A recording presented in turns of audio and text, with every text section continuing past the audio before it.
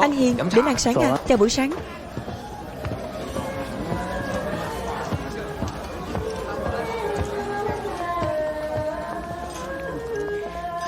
Anh Hiền, ăn sáng nhé. Chào buổi sáng.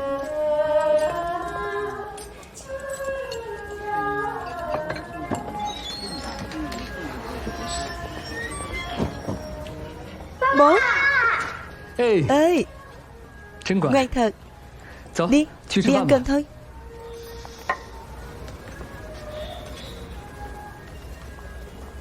Ý Văn, vất vả rồi. Bố ạ. Ngồi đi. Ngồi cả đi. Ngồi đi. Bố, mời bố ăn cháo. Ăn đi. Ăn cơm thôi, ăn cơm thôi. Nào, gấp cho cháu. Đợt này mệt lắm phải không? Không mệt. Lát nữa về nhà tắm, thay bộ đồ sạch sẽ, nghỉ ngơi cho khỏe. Thôi, ăn sáng xong anh sẽ đến thẳng bến tàu. Bố lại phải đi xa à? Đến Macau.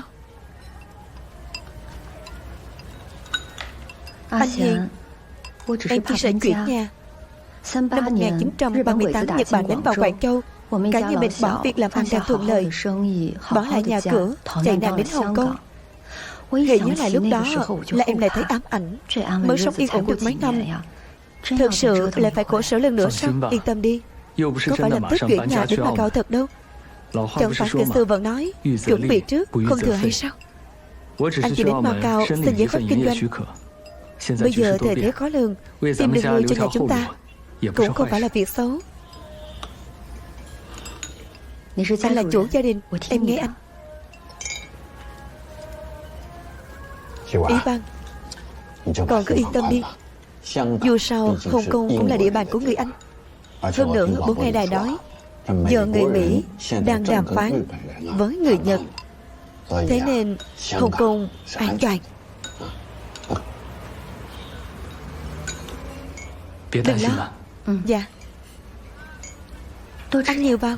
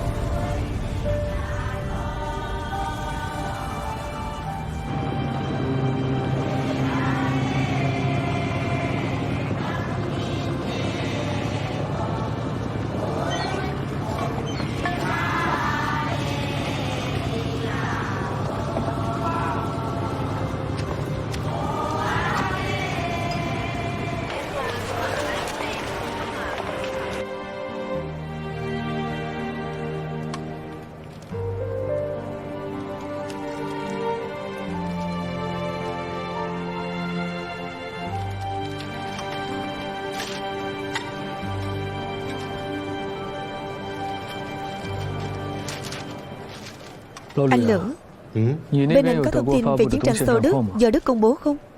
Không. Có vấn đề gì à?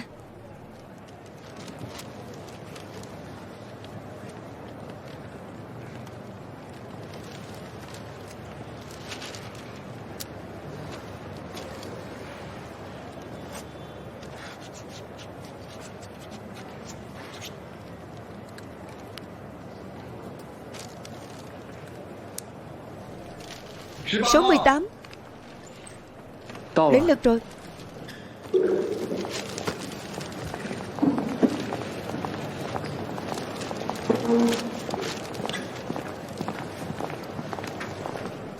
Xin chào. Làm gì nhỉ? Tôi là Hà Hiền, giám đốc ngân hàng Hối Long Hồng Kông, đến xin giấy phép kinh doanh, hỗ trợ tài chính ở Macau.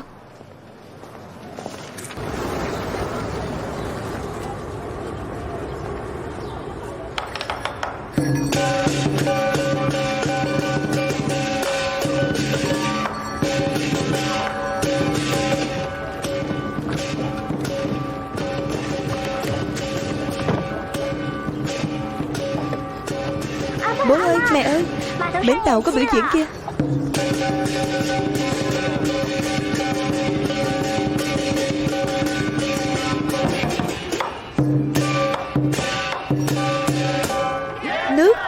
Còn người dân đều có trách nhiệm. Xin các đồng bào nhiệt tình quyên góp. Được, tôi cũng muốn quyên góp. Đây là của tôi. Chúng ta cũng đi quyên góp đi. Được. Tiểu Ngư, nhà cô quyên góp 3 hào. Cảm ơn. Tiểu Ngư, tôi quyên góp 1 hào. Vâng. Tiểu Ngư, chú quyên góp 3 hào. Tiểu Ngư, chú quyên góp 3 hào. Tiểu Ngư, cô quyên góp 5 hào. Tiểu Ngư, chú quyên góp 3 hào. Tiểu Ngư, chú quyên góp 5 hào. Bảo người ta đừng kêu bằng chú quyên góp ít nhé. Vâng, cháu sẽ bảo.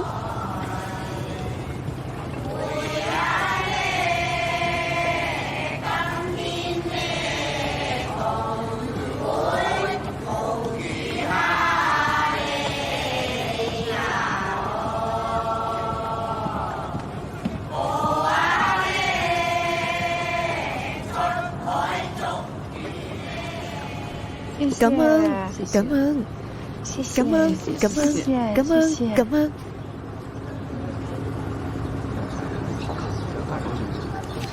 Cảm ơn. Phó cục trưởng Lạc Bách, giám đốc Suzuki. Có chuyện gì thế? Biểu diễn từ thiện ban nãy ngang nhiên vi phạm lệnh cấm biểu diễn ca khúc chống Nhật. Anh là quan chức chính phủ, còn không xử lý theo pháp luật. Ây da. Xin lỗi nhé, vừa nãy tôi thực sự không để ý. Bây giờ nghĩ lại, ca khúc đó đúng là ca khúc chống Nhật, đúng thật. Bây giờ biểu diễn từ thiện đã kết thúc, không kịp ngăn chặn nữa rồi. Thế này đi, lần sau còn xảy ra chuyện thế này, tôi nhất định sẽ báo cảnh sát ngăn chặn ngay lập tức. Ngăn chặn ngay lập tức.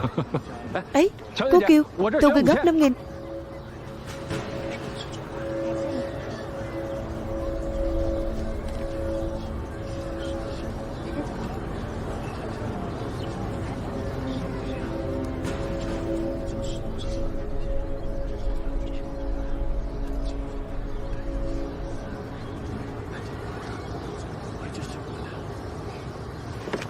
Dừng lại.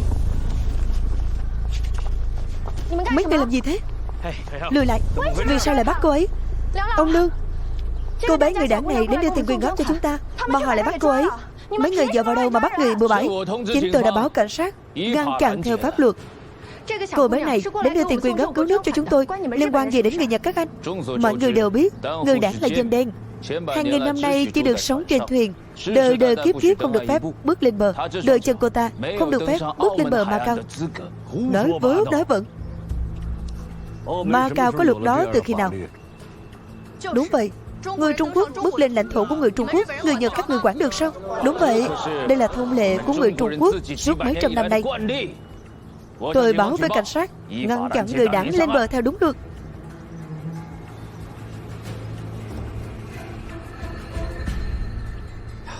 Được rồi, được rồi, được rồi.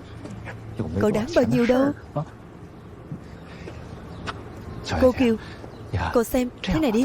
Chúng ta cứ coi như cô bé này chưa từng đến. Tôi sẽ bù khoản quyên góp của cô ấy. Tôi quyên góp gấp 10 lần. Hai cậu mau đưa cô bé lên thuyền đi. Khoan đã. Tiến sĩ Lạc Bách, đây không phải là vấn đề tiền bạc. Đây là lòng tự trọng của cô bé người Trung Quốc này và lòng cứu nước của tất cả người dân người đảng. Hôm nay tôi buộc phải nhận khoản quyên góp này. Hơn nữa không ai có thể đưa cô ấy đi. Không sai. Đúng là cô ta không thể đi. Anh Suzuki, rốt cuộc anh muốn thế nào? Nếu cảnh sát đã xác nhận người đảng này lên bờ trái phép, thì tiền trong tay cô ta đương nhiên là tiền trái phép. Tôi yêu cầu cảnh sát lập tức tịch thu toàn bộ số tiền quyên góp để kiểm tra toàn diện và xử lý kẻ phạm pháp theo đúng pháp luật. Không được. Hoạt động lần này của chúng tôi đã được chính phủ Macau cấp phép chính thức. Bây giờ tôi cho rằng người Nhật đang ở đây chuyện bé xé ra to, mượn đề tài để nói càng quấy bậy bạ. Tổng thanh tra Goyer, giả sử giữa ban ngày cảnh sát Macau và Bồ Đào Nha không tuân thủ luật pháp, công khai dung túng và bao che cho người Trung Quốc, thì sau này người Nhật chúng tôi cũng sẽ không tuân thủ mọi luật lệ và quy định của Macau nữa. Ông Lương, rất xin lỗi về chuyện hôm nay. Cảnh sát đã nhận được lời tố cáo nên việc quyên góp chỉ có thể dừng lại. Xin hãy giao số tiền quyên góp cho cảnh sát tạm giữ. Sau khi hoàn tất kiểm tra sẽ tiến hành hoàn trả. Ngừng việc chúng tôi quyên góp. Dựa vào đâu mà các người ngừng việc chúng tôi quyên góp? Dựa vào đâu? Vô lý quá. Cháu xin lỗi, cháu cũng không ngờ là sẽ thế này. Đây là lời của cháu. Cháu không lên bờ nữa. Cháu sao không lên bờ nữa? Các chú đừng tịch thu tiền quyên góp của nhiều người thế này. Bây giờ biết hối hận rồi à? Ai bảo tội người Trung Quốc đánh mất lãnh thổ, muốn yêu nước ở Macau? Cô cũng xứng à? Cần giúp tôi một lát. Ấy, Hiền, đừng manh động nhé. Khoan đã.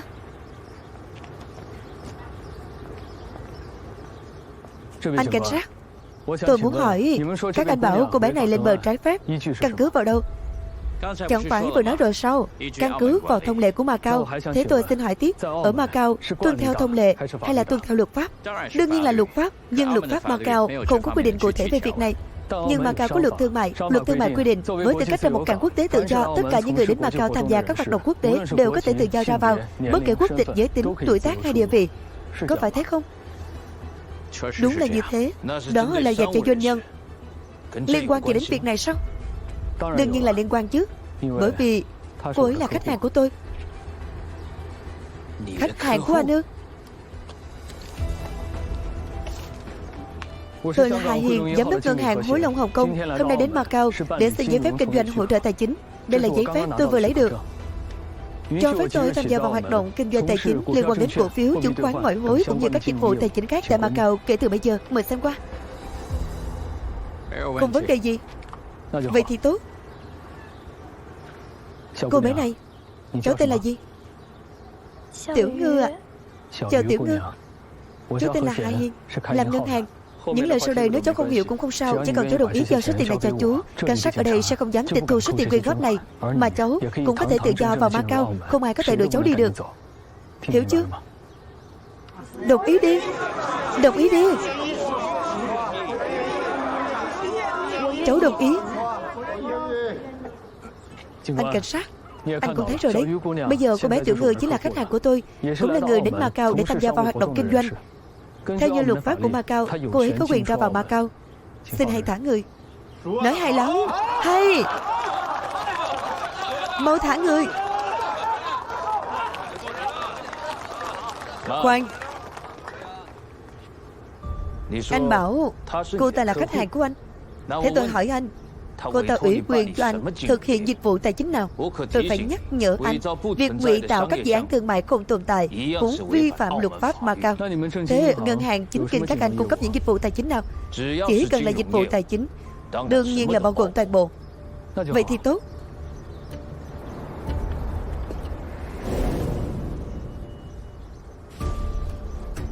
Giao dịch ngoại hối, dịch vụ này đi.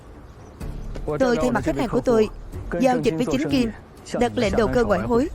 Như vậy được tính là hoạt động tài chính hợp pháp rồi chứ? Cô ta có biết ngoại hối là gì không? Hơn nữa, mức ký quỹ tối thiểu cho giao dịch ngoại hối của chính kim chúng tôi là 100 tệ. Làm sao cô ta có thể đặt lệnh với số tiền ít ỏi đó? Tôi có thể cho khách hàng của tôi vay tiền. Tiểu Ngư à, cháu có tổng cộng bao nhiêu tiền? 28 đồng 5 hào 7 xu. Được. 28 đồng 5 hào 7 xu. Ở đây chú có 131 đồng 6 hào. Bây giờ chú cho cháu vay hết số tiền này. Lỗ tính cho chú, lãi tất cả tiền đều thuộc về cháu. Hiểu chưa nào? Thế chúng ta giao kèo vậy nhé.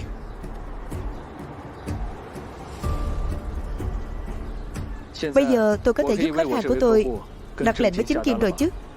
Không biết anh đây muốn mua gì?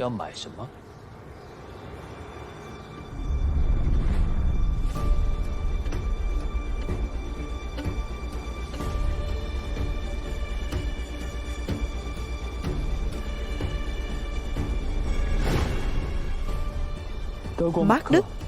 Bán khống. Bán khống đồng Mác Đức. Hiền, ngược rồi phải không? Không sai. Bán khống đồng Mác Đức. Thanh toán trong ngày. Mức đòn bẩy tối đa mà các anh cho phép là bao nhiêu? Khách lẻ gấp 5 lần, khách lớn tối đa 10 lần. Nhưng mà hôm nay tôi phá lệ cho anh, tính theo tiêu chuẩn của khách hàng lớn, gấp đôi lên nữa, 20 lần. Anh dám không?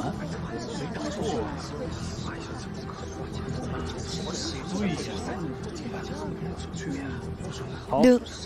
Vậy thì 20 lần. Hiền à, khoan đã. Anh này, mặc dù bản thân tôi không hiểu về tài chính, nhưng trong nhà tôi có người làm ngành này, ít nhiều tôi cũng có thể nghe qua. Bây giờ Đức đang tấn công Moscow, mà giá đồng Mác Đức đang tăng cao. Lúc này anh thay mặt khách hàng bán khống Mác Đức. Hơn nữa còn sử dụng đòn bẩy tài chính lớn thế này, chẳng phải đang trực tiếp đưa tiền cho người khác sao? Cô này, tôi đã chịu đặt lệnh thì tuyệt đối sẽ không phụ sự kỳ vọng của Tiểu Ngư. Mọi người, đơn bán khống hôm nay, Hà Hiền này đánh cược với người Nhật. Còn ai tình nguyện tin tôi, có thể ủy thác cho tôi cùng đặt lệnh.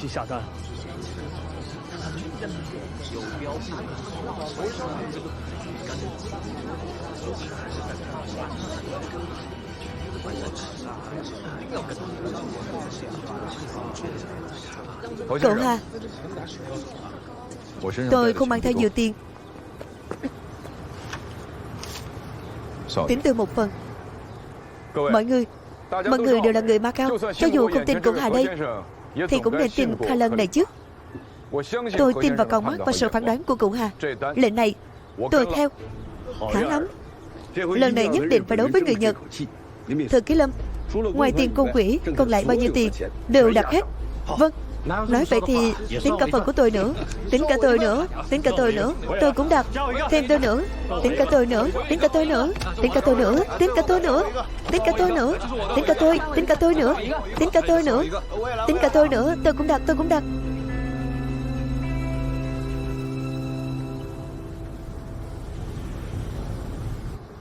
Tổng cộng 9.755 đồng. Giám đốc, đòn bẩy gấp 20 lần. Có phải rủi ro quá lớn không? Rủi ro? Rủi ro gì chứ? Vào thời điểm đồng minh Đức của chúng ta sắp chiếm đóng thủ đô của Liên Xô, đặt lệnh bán khống mắt Đức chẳng phải là đưa tiền cho chúng ta sao? Vì sao lại không nhận? Anh này, với tư cách là giám đốc ngân hàng, tôi có trách nhiệm phải nhắc nhở anh. Trong hôm nay, mỗi lần giá mắt tăng 1%, anh sẽ mất 20% tiền gốc. Khi giá tăng lên 5%, anh sẽ buộc phải đóng vì thế. Anh hiểu rồi chứ? Tôi làm ngân hàng, không cần anh dạy tôi. Tốt. Thông báo với chi nhánh Hồng Kông, kể từ bây giờ dùng chiếc điện thoại công cộng đó làm đường dây nóng ngoại hối. Cứ cách 5 phút lại thông báo tỷ giá mắt Đức niêm yết công khai. Vâng.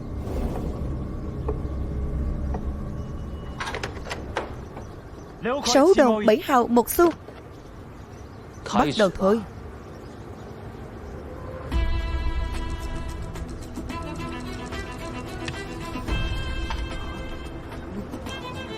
Ông chủ Hà, trong nửa giờ qua, tổng mức tăng trưởng của đồng Mác Đức đã vượt quá 1%. Tiền của những người đồng bào này của anh đã vì anh mà lỗ mất 1/4. Ai rằng lát nữa sẽ mất trắng. Không vội, vẫn còn thời gian. Ông chủ Hà, còn muốn lật ngược tình thế à? Cứ thử xem.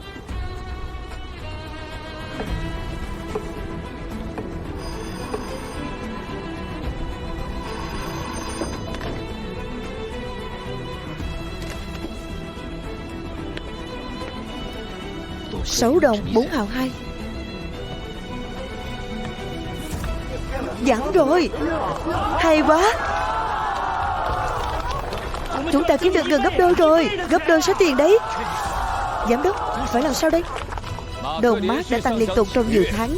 Vì các nhà đầu tư chốt lời ngắn hạn là điều khó tránh khỏi. Đây chỉ là một sự điều chỉnh kỹ thuật, sẽ tăng trở lại ngay thôi. Chắc chắn là như vậy. Vậy sao?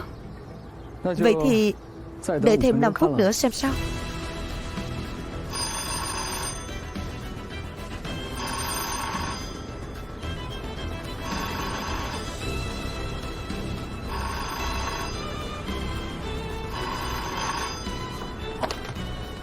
Xin hãy báo giá.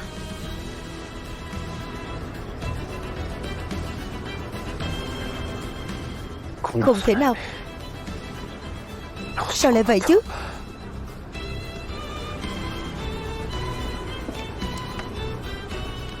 Xin báo lại một lần nữa giá mới nhất của đồng Mác.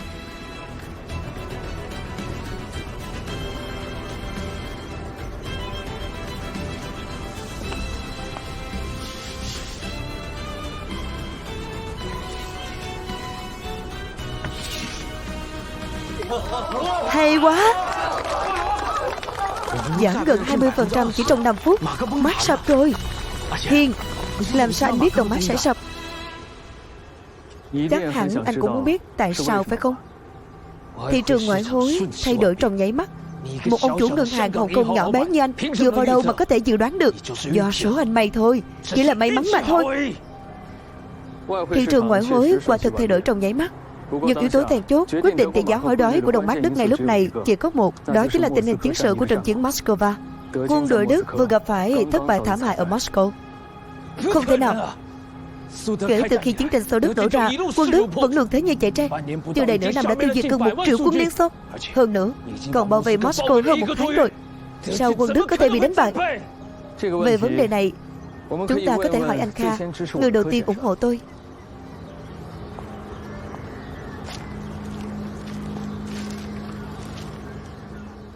Bởi vì trong 3 ngày gần đây, nước Đức vốn luôn thích khoe khoang chiến tích, lại không hề nhắc đến một chữ nào về tình hình chiến sự ở mặt trận phía đông trong bản tin. Ngược lại, hãng thông tấn TASS của Liên Xô lại báo trước rằng sẽ công bố tin tức quan trọng về cục diện chiến tranh vào hôm nay.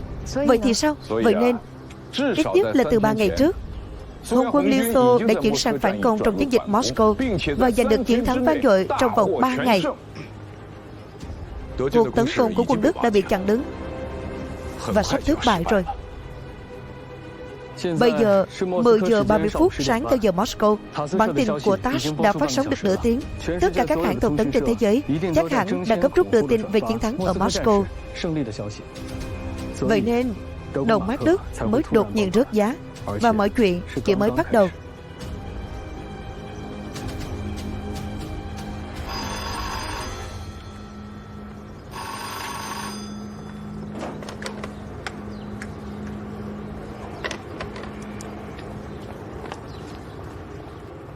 Đồng Mark đã giảm 30%. Nhận được điện báo khẩn cấp từ trụ sở chính ở Yokohama, lập tức thanh lý tất cả các lệnh bán khống đồng Mark.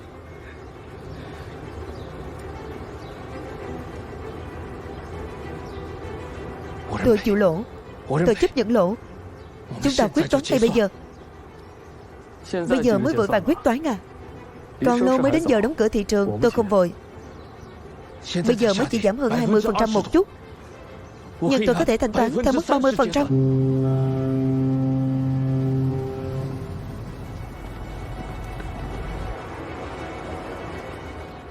Ông chủ à, tàu về Hồng Kông của anh sắp khởi hành rồi. Các vị cần gì phải trì hoãn hành trình như vậy? Lẽ nào anh không về Hồng Kông nữa sao? Không sao cả. Một vé tàu chỉ có 8 đồng rưỡi. Lỡ mất rồi thì tôi có thể mua chuyến tiếp theo. Tất cả đừng đi. Xem lỗ bao nhiêu. Thanh toán theo mức 30%. Không, tôi có thể thanh toán theo mức 40%. Như vậy chắc là được rồi chứ. Muốn cắt lỗ kịp thời sao? Được thôi. Đừng trách tôi không cho anh cơ hội. Tính theo mức 45%, cộng thêm tiền vốn của anh, vừa đúng 1 ăn 10. Bỏ qua số lẻ, phải đền bù 97.000 tệ. Chuyện này tôi còn chưa nói xong. Nếu muốn nhanh chóng quyết toán thì anh phải dẫn đầu tất cả người Nhật có mặt tại đây cúi người xin lỗi tiểu ngư vì những lời lẽ nhục mạ Trung Hoa của các người, và phải ngừng mọi hoạt động tuyên truyền kinh doanh, dọn hài cốt đi. Nếu không, chúng tôi sẽ không lên tàu nữa, mà dây dưa đến cùng với anh. Đúng, dây dưa đến cùng.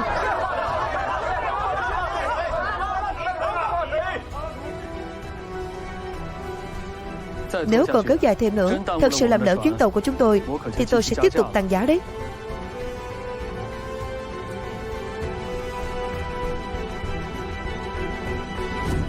Xin lỗi, chúng tôi sai rồi. Xin hãy tha thứ cho sự mạo phạm của chúng tôi. Hay lắm. Hay.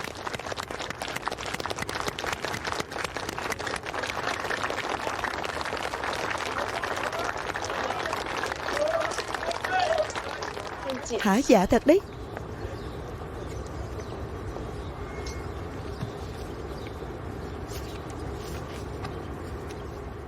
Tiểu Ngư, đây là tiền vốn cộng với lợi nhuận của cháu. Đối với vụ làm ăn này, chú sẽ miễn phí hoa hồng. Chú cũng sẽ không đòi số tiền chú đã cho cháu vay nữa. Tổng cộng là 1.600 tệ. Nhiều vậy sao? Chẳng phải chú đã nói rồi sao? Nếu lỗ thì chú chịu, còn nếu lời thì tất cả đều thuộc về cháu.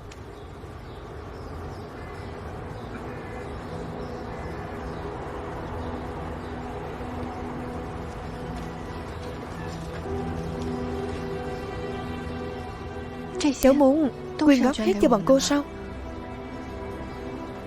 Tiểu Đưa,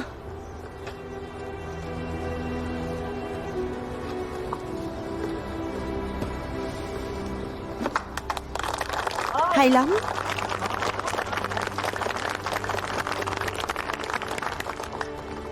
Tiểu Ngư, huy chương kỷ niệm này thuộc về cháu và tất cả đồng bào người đảng của chúng ta. Cảm ơn những đóng góp của mọi người cho công cuộc kháng chiến của Trung Quốc. Mọi người, tôi có một đề nghị. Chúng ta hãy học tập Tiểu Ngư, quyên góp toàn bộ số tiền chúng ta kiếm được từ người Nhật hôm nay cho sự nghiệp cứu nước. Mọi người có bằng lòng không? Bằng lòng. Tốt quá rồi. Có số tiền quyên góp này là đủ rồi. Bây giờ đủ rồi. Bây giờ không phải là chuyện tiền bạc nữa, mà là để người Trung Quốc chúng ta trút được cơn giận. Đúng, phải cảm ơn cụ Hà. Ấy, cụ Hà đâu rồi? Không cần tìm nữa, cậu ấy đã lên tàu rồi.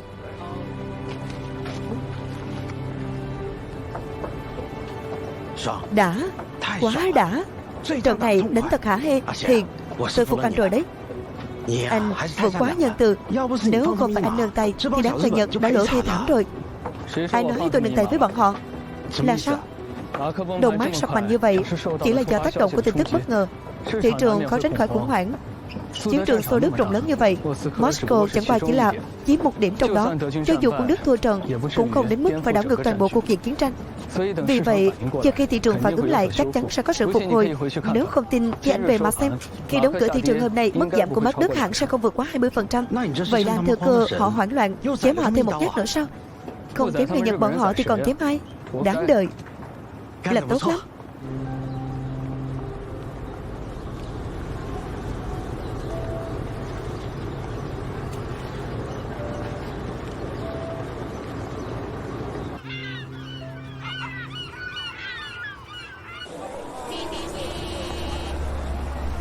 Rút hết. Anh chắc chứ? Phải thật nhanh. Thưa anh, là thế này. Tài khoản ẩn danh của anh là tài khoản có số tiền đầu tư lớn nhất trong số tất cả khách hàng của chúng tôi. Hơn nữa, anh cũng mới gửi vào đây gần đây, và rõ ràng đã ủy thác cho chúng tôi đầu tư vào cổ phiếu và ngoại hối. Tuy nhiên, với một khoản tiền lớn như vậy, nếu anh muốn rút hết toàn bộ thì theo quy định anh phải đặt lịch hẹn trước một tuần với chúng tôi. Không được. Hôm nay tôi cần tiền gấp. Ông chủ của các cậu đâu? Xin lỗi anh.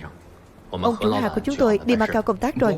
Nhưng cho dù anh ấy có ở đây thì giờ này thị trường chứng khoán và ngoại hối cũng đã đóng cửa hết rồi. Nếu anh muốn chuyển đổi thành tiền mặt, sớm nhất cũng phải đợi đến ngày mai. Tôi không cần biết ông chủ các người có ở đây hay không. Tôi chỉ nói một câu thôi. Tôi muốn tiền của tôi muốn ngay bây giờ. Anh đừng nóng vội. Không phải là tôi không muốn đổi tiền cho anh, mà thực sự là thị trường đã đóng cửa rồi. Hơn nữa, cho dù tôi lấy hết tất cả tiền trong ngân hàng của chúng tôi ra thì với số tiền lớn như anh, chúng tôi cũng không đủ để chi trả. Tôi lấy tiền của tôi. Ấy, thưa anh, nhớ cẩn thận biên lai gửi tiền nhé. Tài khoản ẩn danh của anh là lại rút tiền theo biên lai đấy.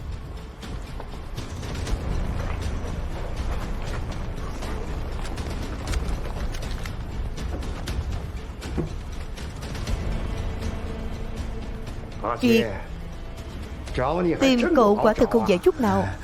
Chú Trung, Tam gia có lời bảo các anh em đón cậu về bang. Đứng yên, người mình mà. Chúng ta là người một nhà mà. Hoàng Công Kiệt, lúc cậu giấu giếm ban hồi giúp người Nhật buôn lậu vạn vòi farm thì cậu có xem những anh em này là người một nhà không? Tôi nói cho cậu biết, cậu dám làm thì phải dám chịu. Dẫn về.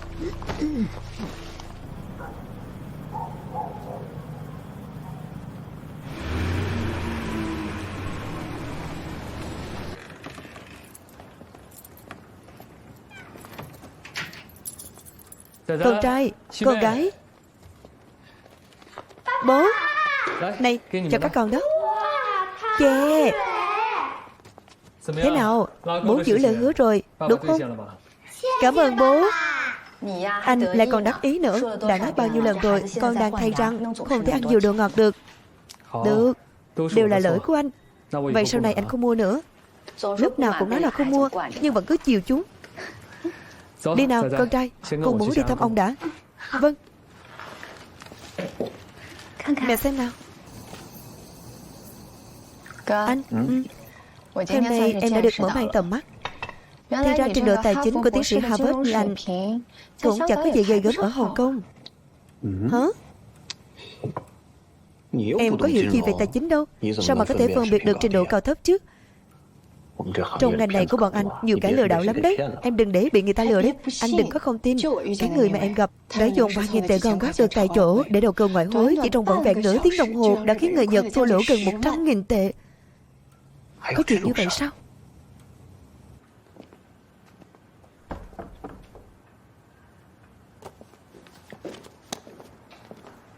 Ông, bố, con về rồi. Thắp hương đi.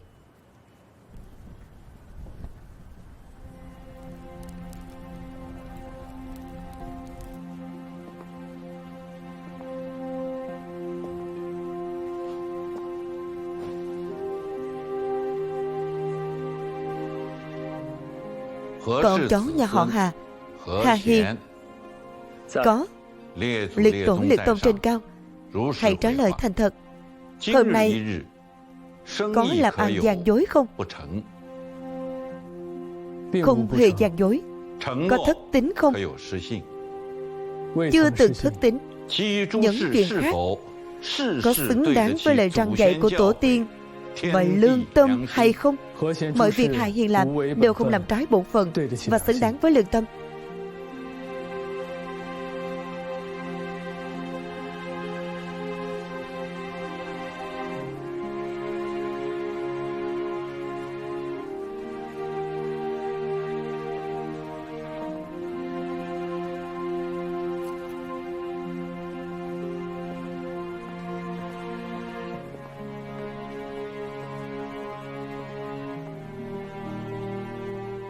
Lời em nói đều là thật sao?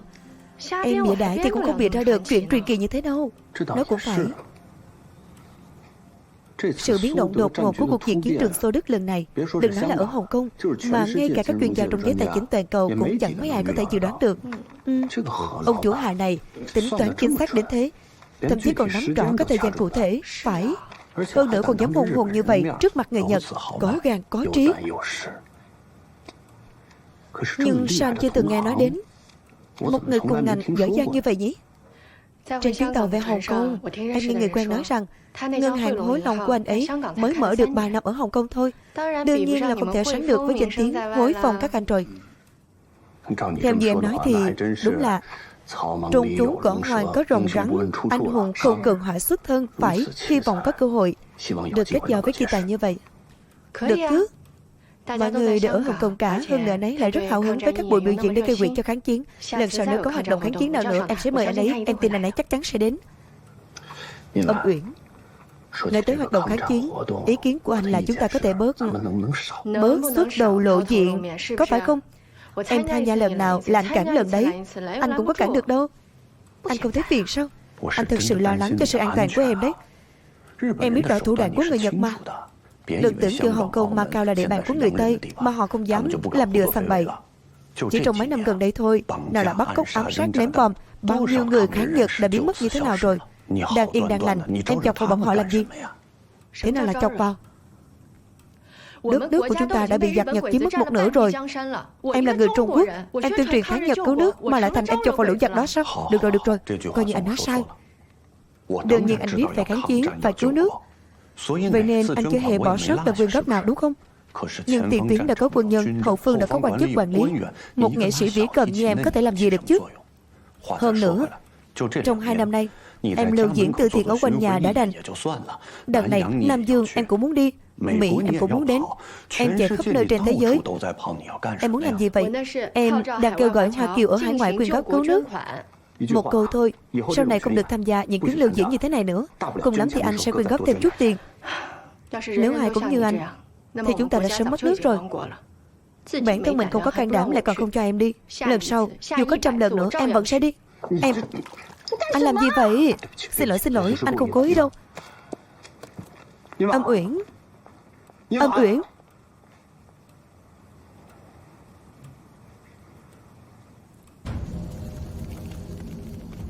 Đường chủ Hoàng Công Kiệt của Hải Ba Đường cùng thuộc hạ đã vi phạm bản quy, bán nước, tiếp tay cho địch, hủy hoại danh tiếng trung nghĩa của bạn đại hào chúng ta.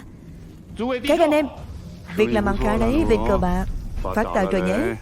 Phát tài là chuyện của anh Kiệt, chúng tôi chỉ là chạy việc vặt thôi. Đương. Vâng, trưởng quan. Các anh em, nên làm thế nào đây? Giết, giết, giết. Thi hành gia pháp.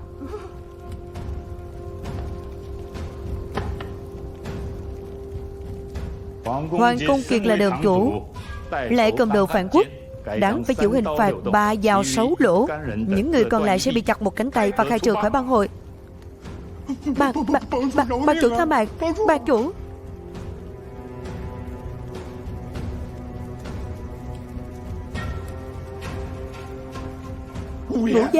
Ngũ gia cứu mạng. Ngài đừng quên, ông và cha tôi đều đã chết vì băng đại học của chúng ta. Ngài đã thề trước mộ của ông ấy. Ngài nói tôi chính là con ruột của ngài.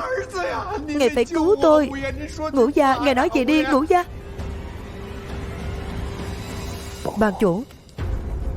Ngũ gia, chuyện này liên quan đến ban quy đại nghĩa. Tôi biết cả. Nhưng mà ba đời nhà Kiệt đã có nhiều người mất mạng vì ban hội. Cho hắn một cơ hội sống đi. Tội chết có thể miễn, nhưng tội sống khó tha. Cậu hãy chặt hai tay của hắn và khai trừ khỏi ban hội. Ngũ gia, cậu im đi. Tôi đang cho cậu cơ hội sống đấy.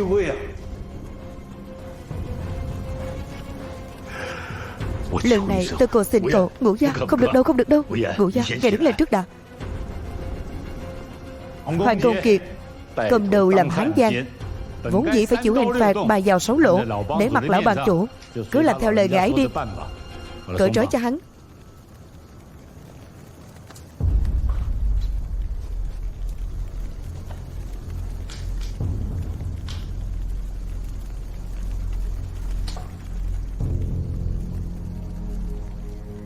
Ngũ gia, tôi được ngài nuôi lớn. Xin ngài hãy cho Hoàng Công Kiệt tôi một chút thể diện. Ngài tự mình ra tay đi. Tôi cầu xin ngài đấy. Ngài hãy thực thi gia pháp đi.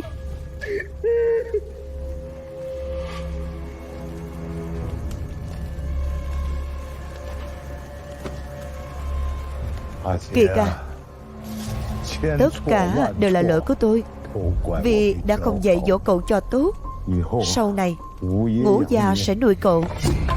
Tất cả đứng im. Ông Tưởng Hiệp. Tên khốn Hoàng Công Kiệt.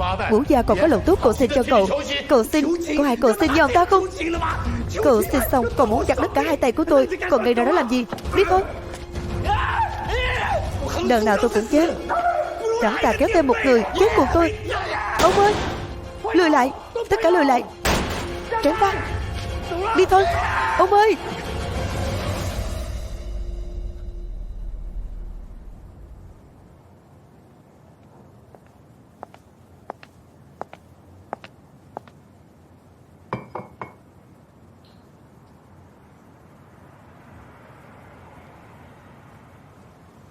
Hiền,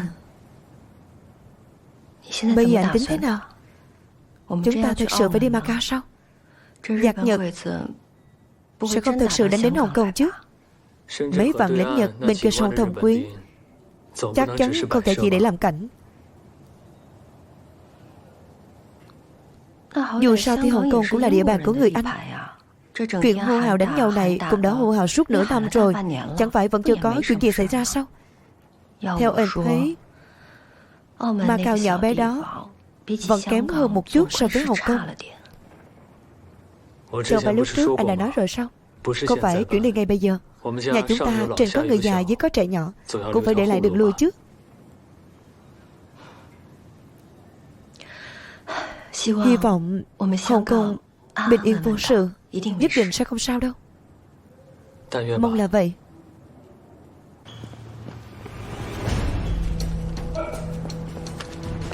Bắt chúng ta chờ ở đây mãi.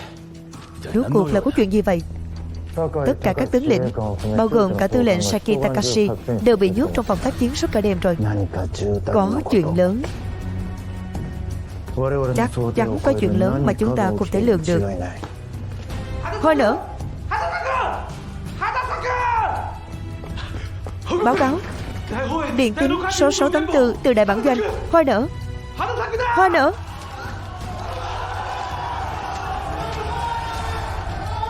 Tướng quân, hai người đến phòng làm việc của tôi.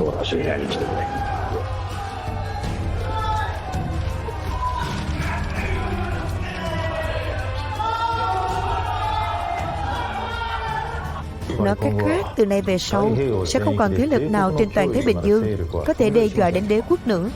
Tiếp theo, cuộc tiến công của Hoàng quân sẽ không thể ngăn cản, càn quét toàn bộ Đông Nam Á. Đúng vậy. Cùng lúc với chiến dịch Trần Chầu Cảng, Hoàng quân đã triển khai cuộc đổ bộ lên bán đảo Mã Lai. Vừa nãy, tư lệnh Sakai Takashi đã ban hành mật lệnh chim ưng. Các đơn vị thuộc quân viễn chinh Hoa Nam đã vào vị trí chiến đấu. Lúc trời sáng sẽ phát động cuộc tấn công toàn diện vào Hồng Kông. Vì thắng lợi của Đại Đông Á Thánh Chiến. Cạn ly.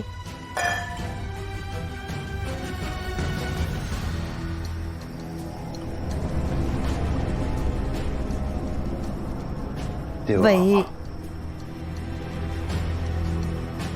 Macau thì sao?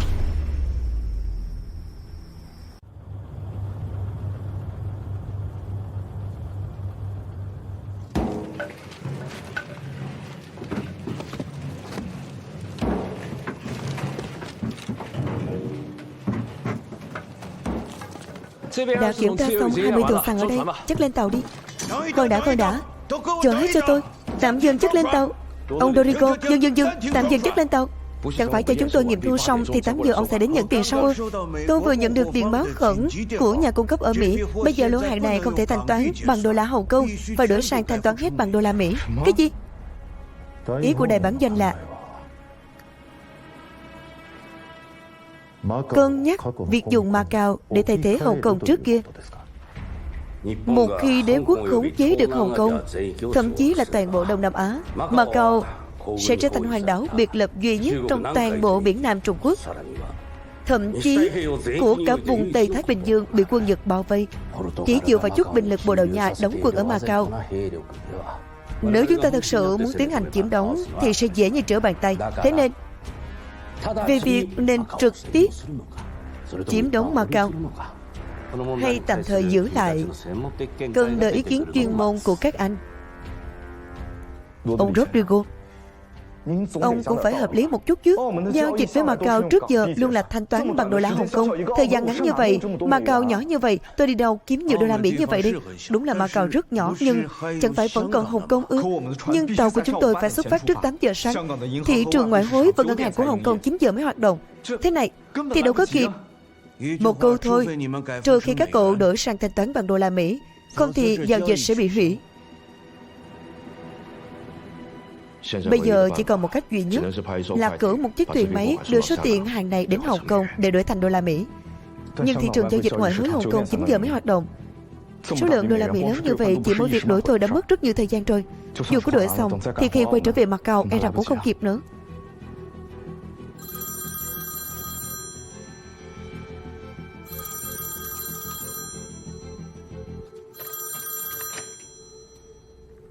Alo, tôi là Hà Hiền. Anh Lâm, nhiều đô la Mỹ như vậy, hôm nay phải đổi xong ư? Không phải hôm nay, trễ nhất là trước trưa này phải gửi đô la Mỹ đã đổi xong về Macau.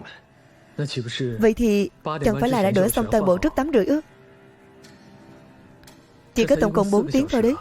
Tôi biết chuyện này rất khó khăn, người khác chắc chắn không làm được, nên tôi mới giới thiệu cậu với anh Mã Vạn Kỳ. Mã Vạn Kỳ, ông chủ Mã của Hoàng Phong Dù. Đúng, vụ làm ăn này là chúng tôi hợp tác làm, anh ấy là cổ đông lớn. Anh Lâm, cảm ơn anh đã nghĩ cho tôi như vậy, giới thiệu cho tôi một mối làm ăn lớn thế này. Nhưng mối làm ăn này tôi không thể nhận. Hiền, cậu suy nghĩ lại đi. Hay là thế này, tôi và anh Mã sẽ trả thù lao gấp đôi cho cậu. Vấn đề không phải ở thù lao. Để tôi nói chuyện với anh ấy. Anh Hà, tôi là Mã Vạn Kỳ. Chào ông chủ Mã. Là thế này, tôi biết lần này tôi và anh Lâm đến tìm anh đúng là rất đường đột, nhưng tôi mong anh nghe xong những lời tôi sắp nói rồi hẳn quyết định. Mời anh nói. Hôm qua ở bến tàu Hồng Kông Macau có một buổi biểu diễn từ thiện gây quỹ cứu nước. Anh đã giúp họ đánh bại ngân hàng chính tiền của Nhật, thắng được họ một số tiền lớn, đúng không? Tôi chỉ giúp đỡ, trùng hợp thôi. Nhưng cũng vì thế nên tôi tin anh là một người Trung Quốc yêu nước. Buổi biểu diễn từ thiện gây quỹ kia là vì lô vật tư phục vụ kháng chiến tôi và anh Lâm đang mua. Lô vật tư phục vụ kháng chiến này sẽ ảnh hưởng trực tiếp đến tình hình chiến sự nơi tiền tuyến. Khó khăn lắm tôi và anh Lâm mới gom đủ tiền hàng để mua được lô hàng đó. Hơn nữa bắt buộc phải gửi hàng trong thời gian chỉ định ngày hôm nay mới có thể đưa đến hậu phương an toàn. Nhưng người bán bất ngờ đổi ý yêu cầu đổi sang nhận đô la Mỹ trong thời gian ngắn như vậy. Chúng tôi không thể hoàn thành việc đổi ngoại tệ với số tiền lớn như vậy. Bây giờ không chỉ là các chiến sĩ tiền tuyến không nhận được, thậm chí còn có khả năng rơi vào tay người Nhật, trở thành công cụ để chúng xâm lược Trung Quốc. Thì ra là vậy. Anh Ha, tôi biết trong thời gian ngắn như vậy, muốn hoàn thành việc đổi ngoại tệ với số tiền lớn như vậy thì ai cũng sẽ khó lòng làm được. Chúng ta vốn không quen biết. Tôi cũng biết yêu cầu của mình quá mức đường đột. Nhưng ông chủ Mã, tôi không thể đảm bảo có thể làm được hay không. Nhưng tôi có thể đảm bảo rằng chắc chắn tôi sẽ cố gắng hết sức. Trong thời gian anh đưa ra, có thể đổi bao nhiêu thì tôi sẽ đổi bấy nhiêu. Cảm ơn anh Ha, cảm ơn anh. Còn một việc nữa, người Nhật cũng đang thèm muốn lô hàng này, muốn lấy được nó bằng mọi giá. Nên anh phải giữ bí mật tuyệt đối, đừng tiết lộ với bất cứ ai về lý do của lần đổi ngoại tệ này. Anh cứ yên tâm, tôi nhất định sẽ giữ bí mật. Cảm ơn anh Ha. Hiền, công việc gì mà vội vàng thế, trời còn tối mà. Em báo ngay với Toàn, nói cậu ấy chờ anh ở Hối Long. Được, anh đi đi. Vâng.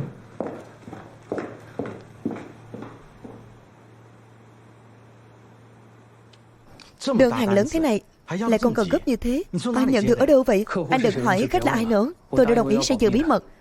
Anh Lưỡng, tôi đảm bảo với anh, khách là thương nhân đàng hoàng. Chỉ do gặp vài việc gấp nên cần giúp đỡ gấp thôi. Được, có anh đảm bảo thì tôi sẽ không hỏi những việc khác nữa, được chứ? Anh cần tôi làm gì? Ngân hàng anh có bao nhiêu đô la Mỹ tôi lấy toàn bộ. Toàn bộ ư? Đúng. Ngoài ra thì phố tài chính có nhiều người cùng ngành quá, mình tôi thật sự không xử lý hết. Tôi đã lập một nhà sách. Anh xem thử có thể giúp tôi đến mấy nơi. Mấy nơi này tôi quen hết, không có vấn đề gì đâu, cứ giao cho tôi. Vậy thì cảm ơn anh quá. Tóm lại chỉ có một câu thôi, tôi lấy toàn bộ đô la Mỹ trước 7:30. Nếu họ phải gửi đến Hối Long, toàn bộ sẽ thống nhất thanh toán cho họ. Được, cảm ơn anh nhiều.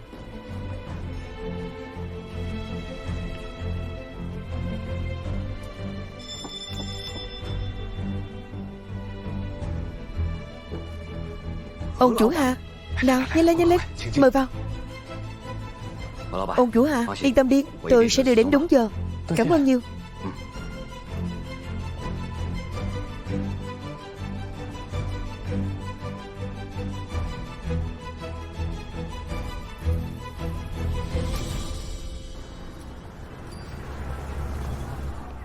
Ngân hàng Thái Hoa 1.600 đô. Được, cảm ơn. Ông chủ đã đón được trợ lý Trần của Hàng Phong chuột. Trợ lý Trần vất vả rồi. Đâu có, ông chủ Hà mới là người vất vả.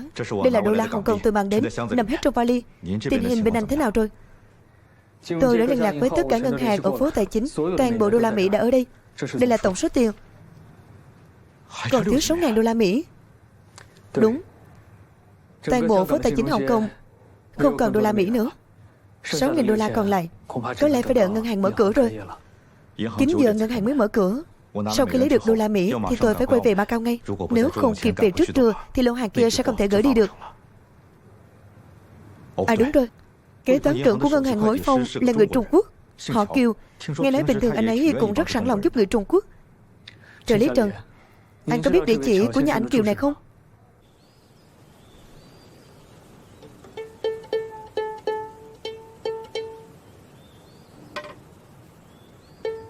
Cậu đến tìm cậu Kiều làm dịch vụ phải không? Vâng.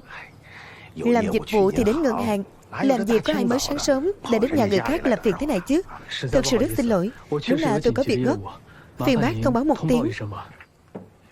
Còn sớm quá, thật sự là không được. Cậu đi nhé. Bác ơi, thông cảm một chút đi. Đi.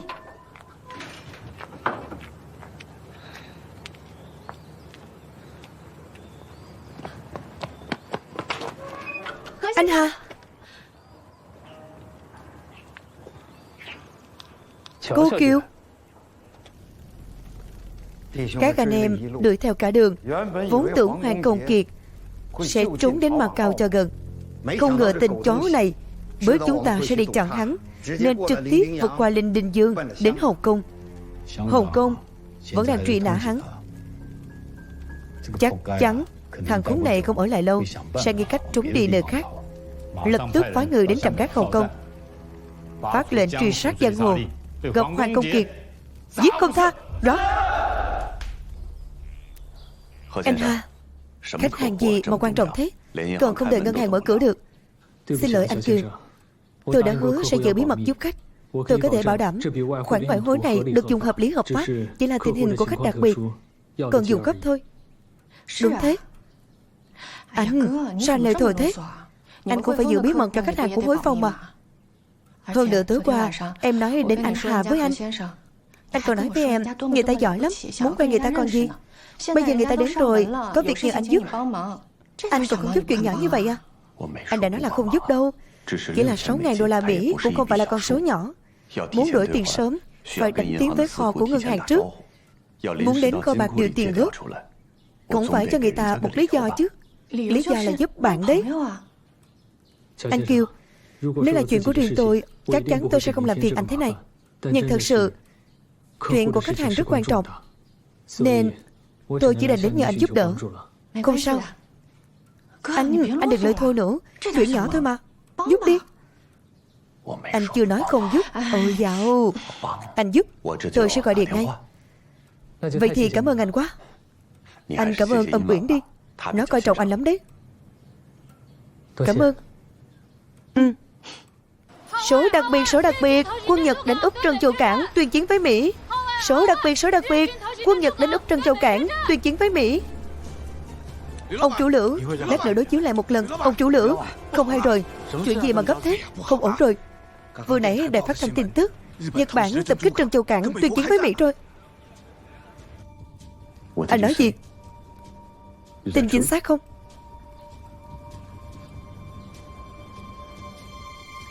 Sao thế anh? Tối qua Nhật Bản đến úp Trân Châu Cảng của Mỹ. Chết rồi. Giờ thì to rồi.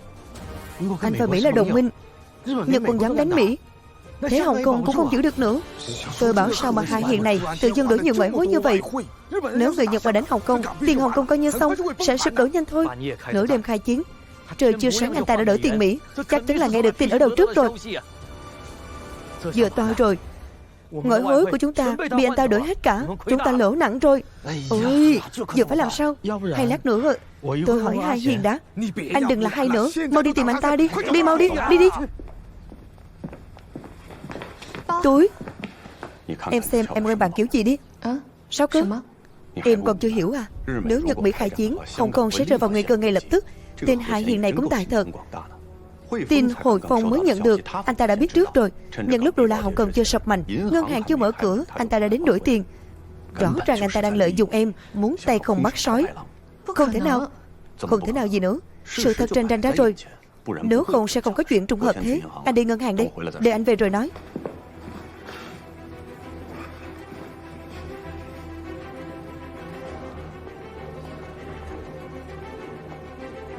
Hà Hiền ở đây. Ông chủ Hà. Hà Hiền. Ông chủ Hà, tiền của tôi đâu? Ông chủ Hà, đô la Mỹ của tôi đâu? Mau đổi lại tiền cho bọn tôi. Đúng đó, đổi lại tiền cho bọn tôi. Trả bằng tôi. Đúng thế, trả tiền đi. Các vị, có chuyện gì thế? Anh còn giả vờ gì nữa? Mau đổi lại đô la Mỹ cho bọn tôi. Mau đổi lại đi. Đổi lại đô la Mỹ cho bọn tôi. Đúng, đổi lại đi. Thôi được rồi. Hiền, anh nói thật với tôi, anh biết tin trước rồi đúng không? Biết tin gì trước? Mỹ Nhật khai chiến. Nếu không anh vội đổi toàn bộ đô la Mỹ của các ngân hàng đi làm gì? Mỹ Nhật khai chiến rồi à? Lúc này anh giả ngốc gì chứ? Có ai hại đồng ngành như anh không? Đúng thế, anh sống lỗi quá đấy. Không nghĩa khí chút nào. Không thể làm thế được. Được rồi. Hiền, tôi không cần biết anh không biết tin thật hay là không biết tin giả. Đổi lại hết đô la Mỹ mọi người đưa cho anh, cho mọi người. Bọn tôi sẽ xem như chưa từng có chuyện này, được không? Anh Lưỡng, hay là không được rồi. Tại sao? Đổi đô la Mỹ với các anh cũng là việc có người nhờ. Bây giờ tiền đã đổi rồi, tôi cũng đã báo cáo với khách hàng. Người ta cần gấp khoản đô la Mỹ này để cứu cánh. Tôi cũng không thể làm lỡ dở việc của người ta được. Được, thế anh nói với mọi người khách hàng này là ai? Mục đích của đồng đô la Mỹ này là gì? Xin lỗi, tôi đã hứa sẽ bảo mật cho khách hàng. Không thể nói được. Anh nghe đi, vẫn cần kiếm cớ. Anh nói đi chứ. Đúng thế, anh đừng im lặng, anh nói đi. Thôi được rồi. Hà Hiền, tôi thay mặt mọi người hỏi lại lần cuối, số đô la Mỹ này trả lại được hay không trả lại được? Anh Lưỡng, nếu gây ra bất kỳ tổn thất gì cho mọi người, Tôi chỉ có thể xin lỗi thôi. Có ai làm ăn thế không? Anh chơi xấu à?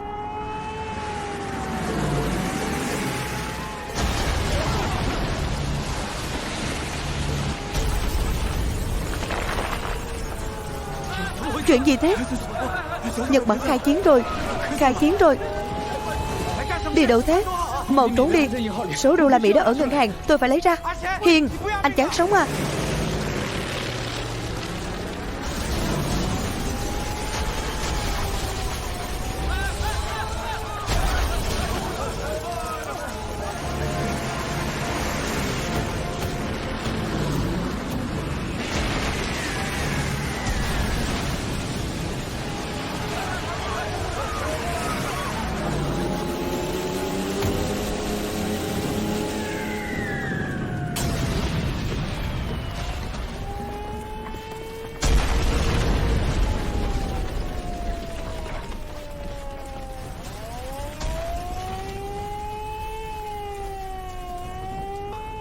Toàn, trợ lý Trân, anh Hiền, em ở đây. Toàn, mạnh lên. Sao rồi? Em không sao. Trợ lý Trân đâu? Bên trong, ở bên trong.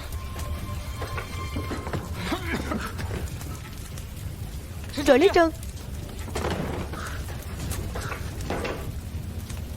Trợ lý Trân.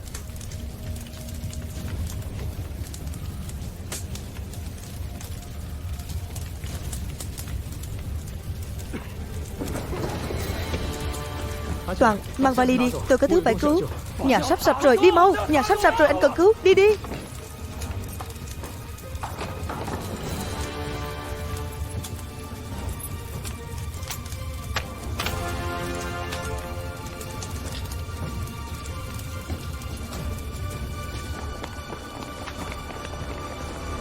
Sao có mỗi mình cậu? Hiền đâu? Vẫn ở trong đó.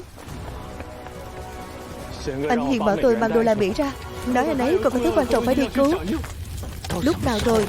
Cậu muốn vào đó cứu đồ? Hạ Hiền này cần tiền không cần mạng mà.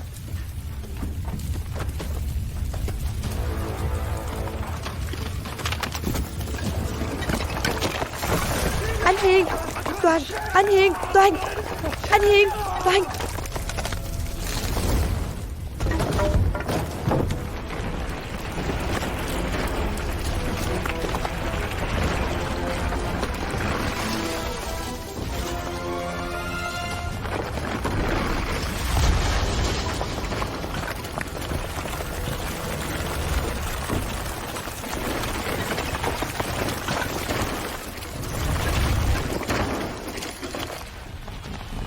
Anh Hiền, Hiền, anh Hiền, sao rồi?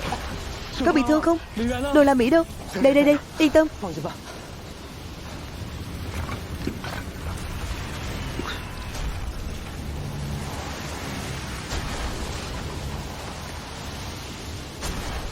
Nổ hết rồi. Có chuyện trùng hợp thế à? Trên chuyến tàu Tây An về Macau cuối cùng hôm nay, có một đồng ngành Hồng Kông, anh ta tận mắt thấy ngân hàng Hối Long bị thiêu cháy trong vụ nổ, trở thành đống đổ nát. Thế số đô la Mỹ các cậu đổi trước đó đâu? Chỉ biết người chết rồi, những chuyện khác đều không rõ. Ông Rodrigo, bây giờ giao thông Hồng Kông Macau đã bị cắt hết. Dù số đô la Mỹ đó không bị hủy trong chiến tranh, dù nó còn, chúng ta cũng rất khó lấy lại được nó trước khi đình chiến. Biết thế trước đó tôi đã thu tiền Hồng Kông rồi. Ông Rodrigo, nếu tôi đoán không lầm, không phải vì nhà cung ứng bên Mỹ yêu cầu đổi thành đô la Mỹ, mà là ông đã nhận được tin khai chiến trước nên mới yêu cầu đổi sang đô la Mỹ. Đúng không? Bây giờ nói chuyện này có ích gì nữa. Tiền Hồng Kông hay là đô la Mỹ cũng vậy. Tôi chỉ quan tâm làm thế nào để thu lại khoản tiền của tôi. Tôi càng quan tâm mấy chục thùng thiết bị chính xác và số thuốc đó hơn. Các cậu còn chưa thanh toán đồng nào tiền hàng trước đó. Cậu còn muốn số hàng còn lại à? Tôi biết. Chắc chắn ông sẽ không đưa số hàng còn lại cho tôi nữa. Nhưng tôi có một yêu cầu. Giữ lại lô hàng đó, không được bán cho người Nhật. Vì ông dở quẻ đòi thanh toán đô la Mỹ gốc mới gây ra cục diện hôm nay. Theo luật thương mại, chiến tranh là nguyên tố bất khả kháng. Dù tôi không thanh toán cũng không thể xem như tôi vi phạm hợp đồng. Mà nếu ông muốn thu hồi tiền hàng trước đó thì phải hứa với tôi, không được bán lô hàng đó cho người Nhật.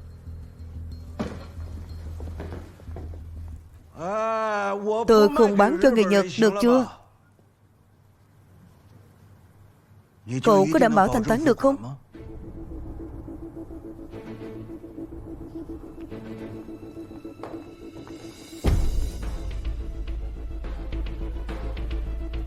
Dù số đô la Mỹ đó còn hay không, có tìm về được hay không, chỉ cần ông không bán cho người Nhật, tôi nhất định sẽ nghĩ cách trả tiền. Tìm lại được tôi sẽ thanh toán, không tìm lại được tôi tán gia bại sản, bán nhà bán đất vay nặng lãi cũng sẽ không thiếu ông một đồng. Nhưng nếu ông đưa lô hàng đấy cho người Nhật thì đừng trách tôi trở mặt.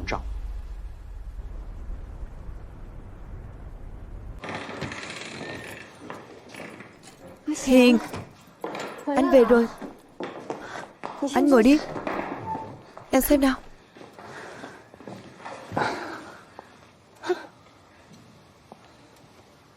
Không bị thương chứ? Anh không sao? Không sao thật à? Không sao thật mà.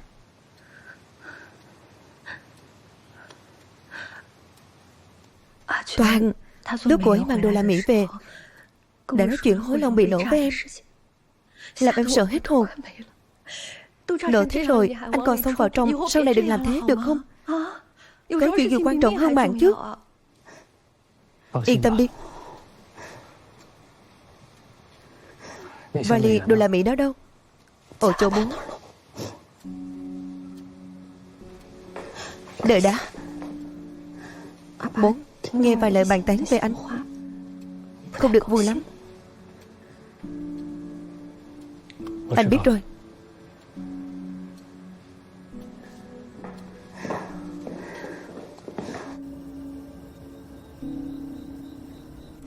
Đây là 6 cái. 6 cái, ghi lại đi. Được. Anh, cậu chủ, sao hôm nay lại về muộn thế? Cả ngày nay người ta chen nhau đến ngân hàng đổi tiền. Người xếp hàng đã dài hơn 1 cây số rồi, lại còn không đủ người, liên tục tăng cao đến giờ.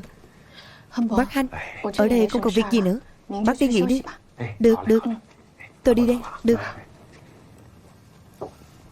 Em đang làm gì? Trại trẻ mồ côi có thêm nhiều con của dân tị nạn, vốn điều nói lương thực không đủ. Em định mang mấy thứ này từ nhà đi, nhưng chỉ có từng này cũng không đủ cho chúng ăn mấy ngày. Anh còn tiền không?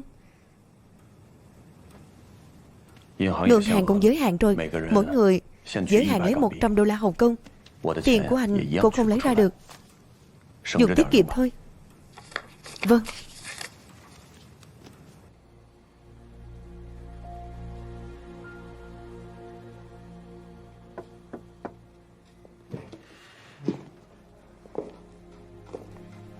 Bố, con về rồi.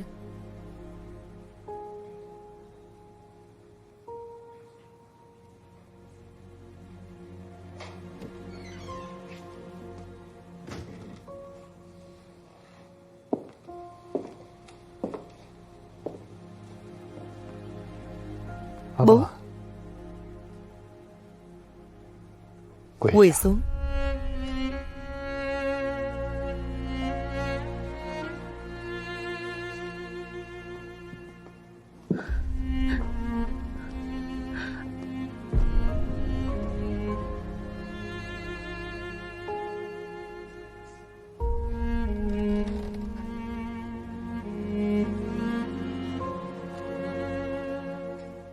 Liệt tổ liệt tông trên cao, hãy trả lời thành thật.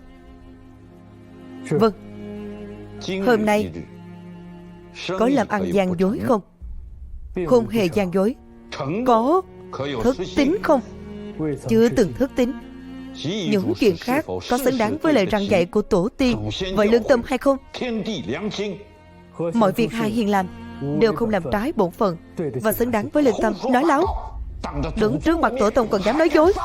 Bố đánh chết kẻ bất nhân bất nghĩa, mất mặt như con.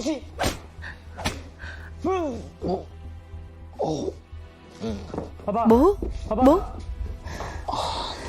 buông ra. Con quỳ đấy cho bố. Quỳ xuống.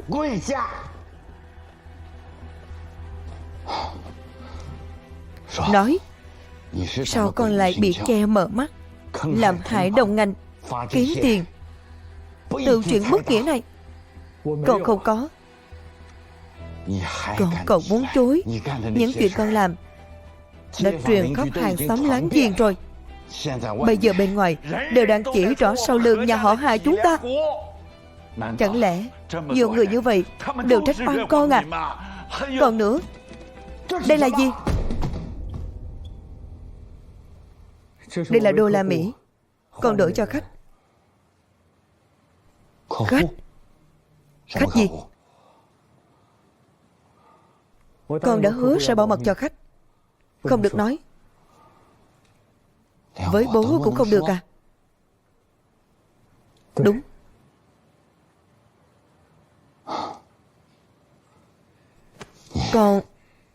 Con nói tiếp đi. Bố, lần này con nhận đổi tiền đã gây ra tổn thất cho đồng ngành thật. Nhưng việc này hoàn toàn chỉ là trùng hợp. Trước đó con không hề biết người Nhật sẽ tấn công Hồng Kông. Ngoài ra, con có thể đảm bảo khách hàng là thương nhân đàng hoàng, đổi tiền gấp là có nguyên nhân cả.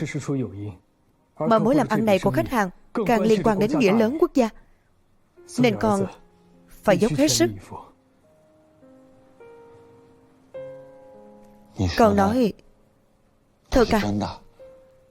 Con đảm bảo với bố, với tổ tông, mỗi câu con nói đều là thật.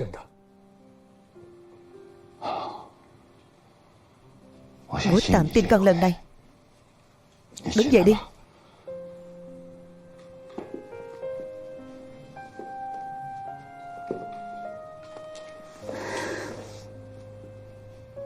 Nhưng bố vẫn phải hỏi con, vali đô la Mỹ này là con đổi cho khách hàng. Chuyện hệ trọng, không thể có sơ suất. Lúc đó con mạo hiểm tính mạng cứu nó khỏi đám cháy. Đấy là chuyện nên làm. Nhưng tại sao sau đó con còn quay lại đám cháy? Con tiếc tí tài sản trong ngân hàng à? Con là chủ một nhà. Nếu con có bệnh hệ gì, con bảo Ý Văn, con trai, con gái phải sống thế nào?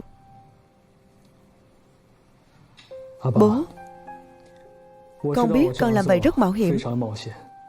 Nhưng lúc đó không thể con vào đám cháy, vì dù thứ gì bị cháy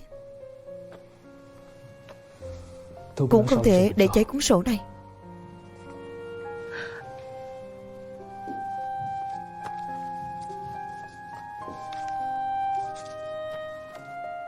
Hồ sơ gốc kết gửi tiền của Hối Long. Đúng, Hối Long là một ngân hàng nhỏ. Phần lớn người đến Hối Long gửi tiền đều có gia cảnh bình thường, cuộc sống nghèo khó. Họ gửi tiền mồ hôi nước mắt vất vả kiếm được, và Hối Long nhờ con quản lý sinh lời. Hoàn toàn là sự tin tưởng dành cho con và Hối Long. Bây giờ Hồng Kông gặp biến cố lớn, nhiều người sống này biết mai. Số tiền tiết kiệm này rất có thể là tiền cứu mạng của nhiều người trong đó. Con không thể khiến họ trắng tay được.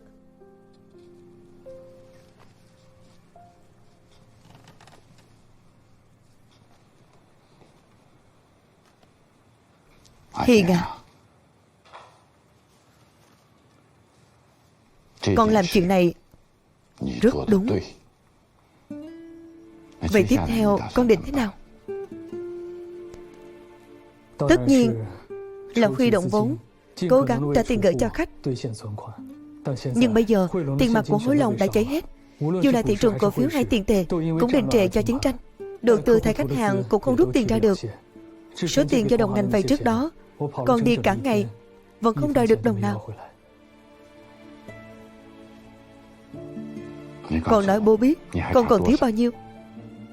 Con tính đại khái bán nhà đi, gom hết những gì có thể, chỉ có thể trả được 40% tiền cho khách gửi. Còn thiếu hơn nữa à?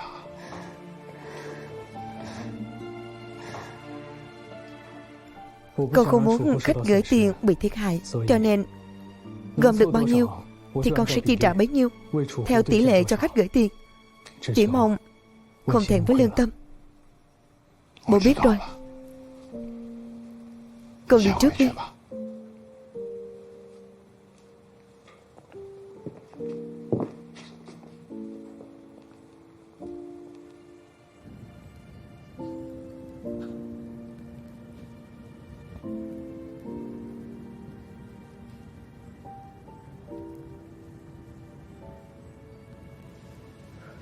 Ý Văn, anh có chuyện muốn nói với em. Không cần đâu, vừa nãy em nghe được cả rồi. Anh ấy à, đã quyết thế rồi thì mau làm đi, không cần hỏi ý em. Anh xin lỗi. Sau này có lẽ em sẽ phải cùng anh sống những ngày tháng cơ cực. Nói gì vậy? Chúng ta là vợ chồng, đương nhiên là có khổ cùng nhau chịu. Anh yên tâm, trong nhà đã có em, anh nhé. Rồi sẽ vượt qua thôi.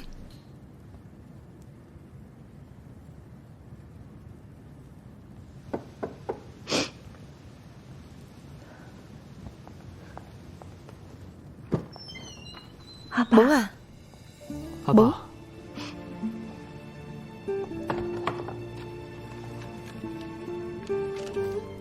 Mấy thứ này là toàn bộ gia sản của bố. Con xem, có đủ không? Đây là tâm huyết cả đời của bố, là tiền dưỡng già của bố mà. Con không thể nhận. Danh tiếng của nhà họ Hà quan trọng hơn cái thân già này của bố. Hiền à, con ngồi xuống đi.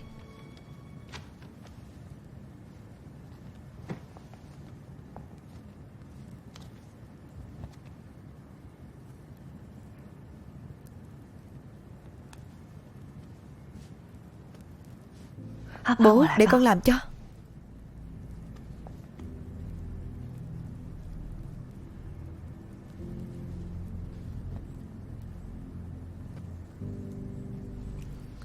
Việc làm ăn có thể sụp đổ, ngân hàng có thể đóng cửa, nhưng lương tâm làm người thì không thể đánh mất.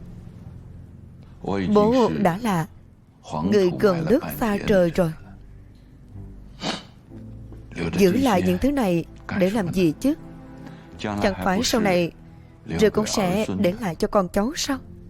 Nhưng nếu con cháu có thể hiểu được hai chữ thành nghĩa thì có tiền hay không có quan trọng gì đâu. Chi cái này vào lương tâm làm người còn đáng giá hơn chi vào cái khác. Bố,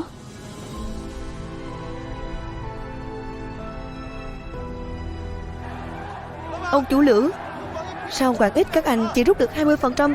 Sao anh chỉ cho bọn tôi rút 15%? Phải đó. Ông chủ Lữ, anh cho tôi rút tiền ra đi, tôi còn phải sống chứ. Không sống nổi nữa rồi. Ông chủ Lữ, không được, trả tiền đây. Bao giờ tôi mới lấy lại được tiền đã gửi vào? Trả tiền đi, trả tiền đi, trả tiền lại cho chúng tôi.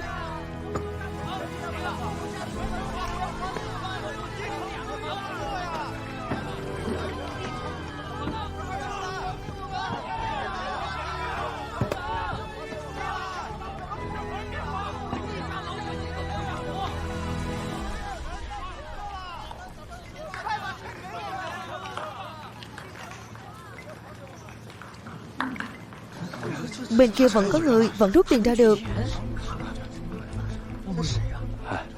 Ông chủ Hà, thật sự có thể rút tiền từ hối long sao? Rút được thật. Vậy có thể rút mấy phần? Có phiếu gửi tiền là có thể rút hết. Bác mang phiếu gửi tiền theo chứ? Có. Bác cứ bình tĩnh. Toàn 567 đồng 5 hào tư. Vâng.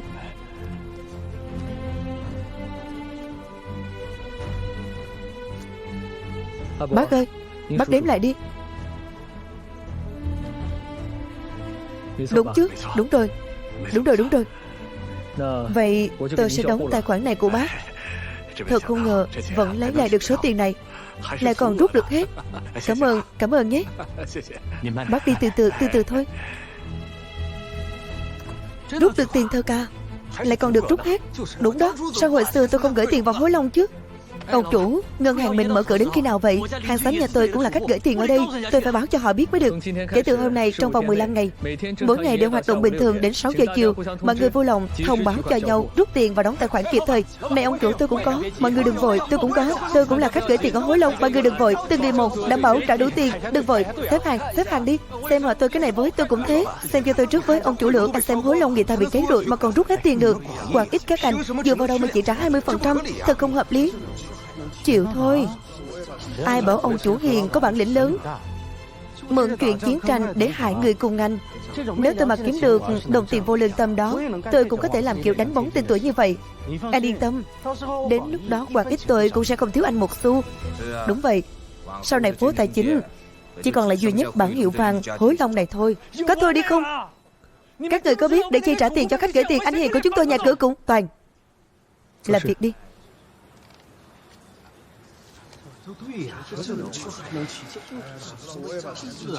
Đúng chứ. Đúng rồi. Vậy tôi sẽ đóng tài khoản của anh nhé. Được. Nghỉ tiếp theo.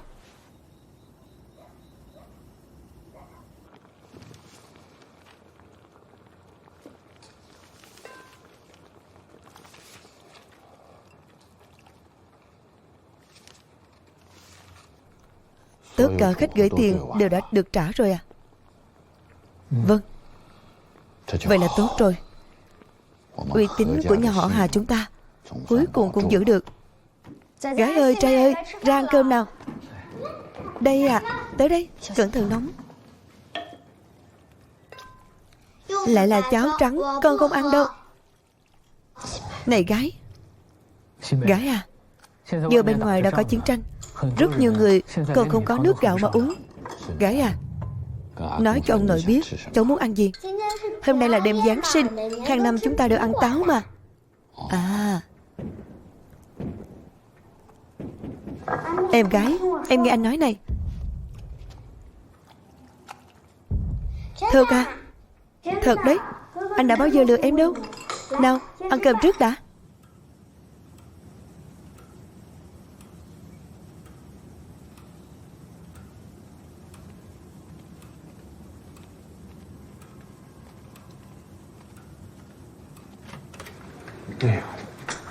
Cậu chủ về rồi đấy à? Ông Uyển đâu? Cô ấy bận cả ngày ở trại trẻ mồ côi, giờ đang ngủ thiếp trên ghế sofa kia kìa. Trong nhà còn bột mì không? Bột mì chắc chỉ còn một tẹo thôi. Được, đủ để tôi làm một cái bánh là được. Thấy đủ. Chuyện của Hối Long coi như xong rồi. Chúng ta phải mau chóng đi thôi. Đi đâu vậy? Còn đi đâu được nữa? Còn nghe mà xem, bên đảo Hồng Kông tiếng pháo nổ không ngừng. Bộ thấy người Anh không trụ nổi qua mấy ngày này đâu. Chẳng phải cô đã xin giấy phép tài chính ở Macau rồi sao? Chờ khi chiến sự ngừng, tuyến đường giữa Hồng Kông và Macau thông trở lại, chúng ta mau chóng sang Macau thôi. Chuyện này để tính sau đi.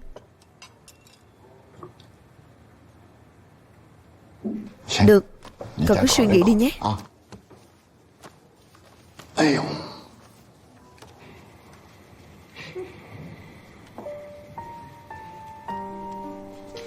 Một, hai, ba, bốn, năm.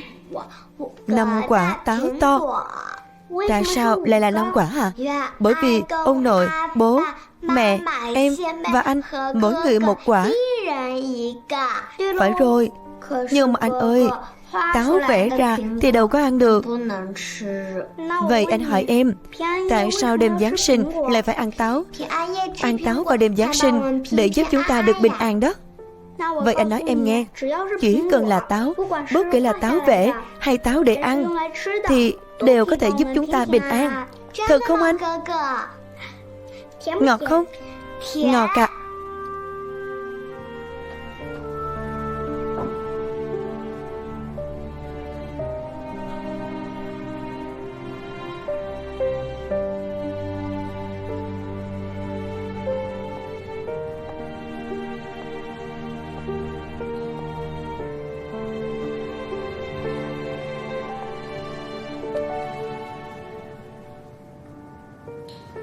Sao thế?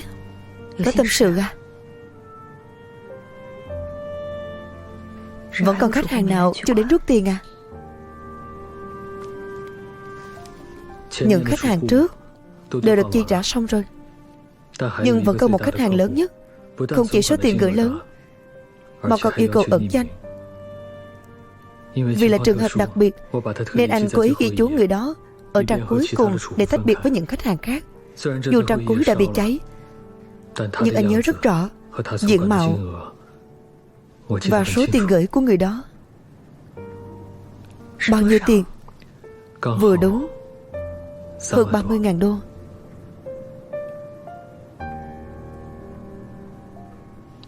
Vậy tức là nếu người này đến rút tiền thì nhà chúng ta sẽ hết sạch. Đã hơn 10 ngày rồi, anh không biết tại sao đến giờ người đó vẫn chưa xuất hiện. Càng không biết liệu người đó có đến rút khoản tiền này hay không. Nhưng ngày mai mới là ngày cuối cùng của thời hạn rút tiền mà hối lòng đã thông báo.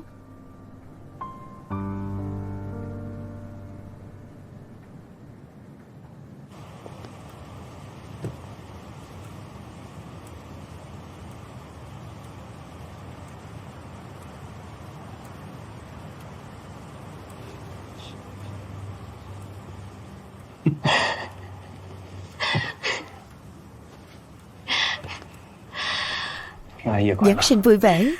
Giáng sinh vui vẻ nhé anh. Bánh táo vừa nướng xong này, mau ăn đi. Cho anh cái này. Lại dùng tay à?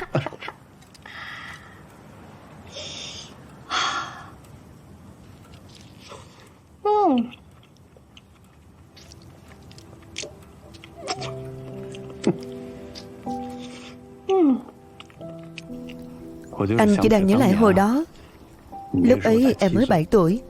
Một cái bánh táo lớn như vậy mà em ăn một hơi hết sạch, làm cha xứ và mẹ nuôi đều hoảng hồn. Lúc đó em đói quá mà, cả ngày chưa ăn gì hết. Kể từ hôm đó, cứ đến đêm Giáng sinh là mẹ nuôi lại làm riêng cho em một cái bánh táo, bất kể trong việc ăn gì. Sau này lớn lên rời khỏi trại trải mồ côi thì anh lại là người làm cho em mỗi năm. Về sau bất kể Giáng sinh năm nào, anh cũng sẽ làm cho em chiếc bánh táo đúng giờ, đúng hẹn.